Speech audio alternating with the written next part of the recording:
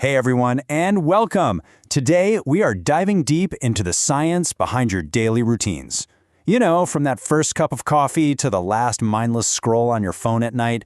Trust me, by the end of this, you're going to understand the hidden forces that shape pretty much everything you do, and you will never look at your own habits the same way again. Let's get right into it. So let's start with this thing right here, your phone.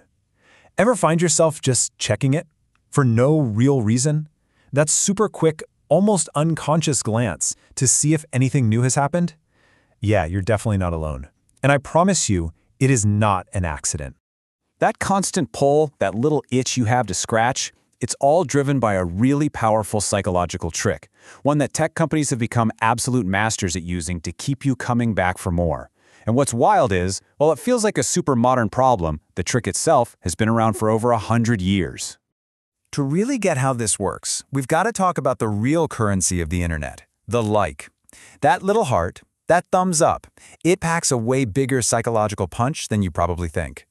This is a textbook example of something called operant conditioning. Now that sounds super technical, but the idea is actually incredibly simple.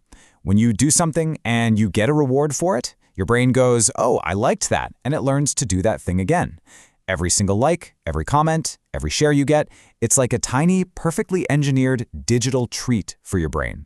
And just like that, your brain gets trapped in this super simple but really powerful loop. You post something, you get that little buzz from a notification, you feel that tiny rush of pleasure, and your brain immediately thinks, hey, that felt pretty good. Let's do that again. Now, this whole idea of rewards shaping our actions, it's not just about social media. It's actually the cornerstone of a huge school of thought in psychology called behaviorism.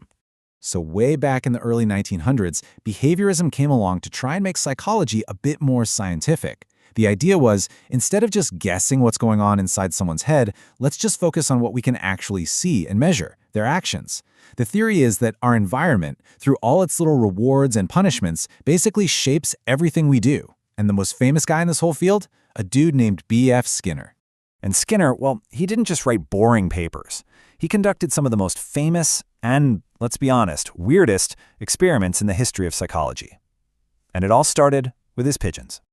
Yep, you heard me right. Before he could figure out humans, he felt like he needed to understand what makes a pigeon tick. And the answer he found was pretty strange. So check this out. Skinner puts a hungry pigeon in a box. A little machine drops food in at completely random times. It had absolutely nothing to do with what the pigeon was doing. But, of course, the pigeon didn't know that. So if a food pellet happened to drop while the pigeon was, say, turning in a circle, its little bird brain made a false connection. It started turning in circles over and over and over again, thinking its little dance was making the food appear. It literally became a superstitious pigeon. And Skinner tracked all of this with insane detail. This chart here is basically a live feed of a pigeon's pecking. Every time the pigeon pecks at a little disc, see how the line jumps up? So the steeper that line gets, the faster and more obsessively that pigeon is pecking away. And he didn't have just one of these charts. He had thousands of them. It's this incredible visual proof of just how predictable our behavior can become once you understand the right patterns of rewards. It was science, not just some random guesswork. Okay, so what on earth does a superstitious pigeon from the 1940s have to do with you? Well, everything. Because you can use these exact same principles to train yourself, or your kids, or even your dog to build better habits. It's called the Premack principle, but you might know it as Grandma's rule.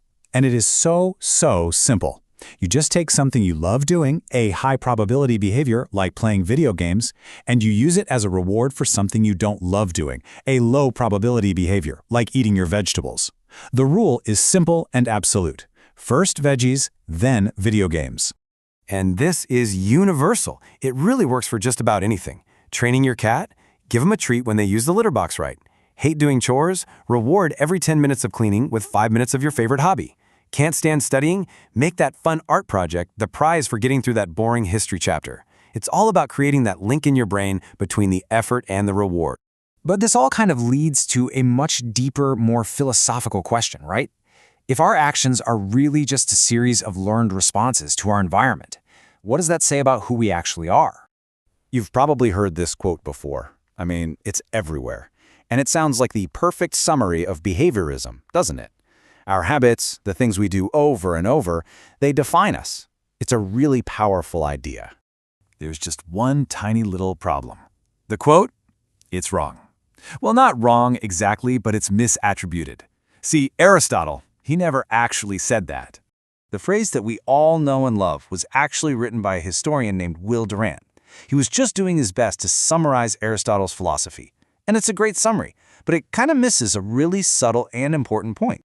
Writer John David Mann offers a really interesting counter-perspective. He suggests that what you do is super important. It can shape you, it can improve you, but it doesn't define you. Your actions are an expression of who you are, but they aren't the sum total of you. So that's the big question I want to leave you with. We know we can use this science of behavior to change what we do, but does changing our actions fundamentally change who we are? Are we just the sum of our habits? Or is there a core you that exists somewhere behind all the pecking and posting and procrastinating? I'd love to know what you think down in the comments. Thanks for watching.